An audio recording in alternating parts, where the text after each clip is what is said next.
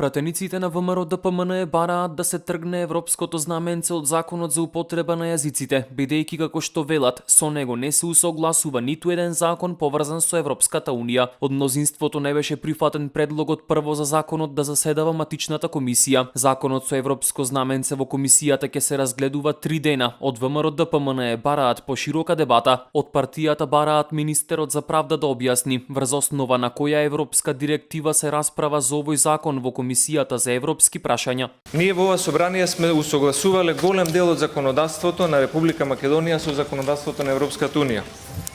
Но, според член 135 од Деловникот, став 4, кога предлог законот содржи одредби со кои се врши усогласување на правото на Република Македонија со тоа на Европската унија, во воведот се наведуваат и податоци за изворниот акт на Европската унија, за актот со кој што се усогласува македонското право, со пол назив, број и датум.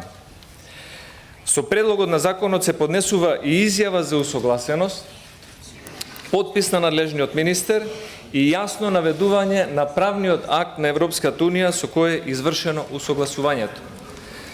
Затоа сакам да прашам, со кој акт на Европската унија ние денес го разгледуваме предлог законот за двојазичност со европско знаменце?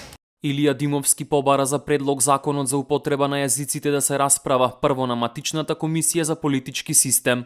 Покрај употребата на европско знаменце, кој што е грубо кршење на процедурите и на чиновите 135 и 136 од Деловникот за работа на Собранието на Република Македонија, ви укажува дека и незакажувањето на Комисија за политички систем е грубо кршење на Деловникот за работа на Собранието на Република Македонија. Со законот за употреба на јазиците се предвидува во сите државни органи, централни институции, јавни предпријатија, агенции, дирекции, установи и организации што вршат јавни овластувања, службен јазик покрај македонскиот и неговото кирилско писмо да биде и јазикот што го зборуваат 20% од граѓаните. Книжните и кованите пари, како и поштенските марки согласно законот ќе содржат символи што го представуваат културното наследство на граѓаните, што го зборуваат македонскиот јазик и неговото кирилско писмо и албанскиот јазик. Двојазични ќе бидат и униформите на полицијата во општините каде што живеат 20% албанци. Во предлог законот кој е со европско знаменце предвидена е глоба во износ од 4 до 5.000 евра за органите и институциите кои нема да ги почитуваат законските одредби. Законот за употреба на јазиците на пленарна седница е на 13 септември.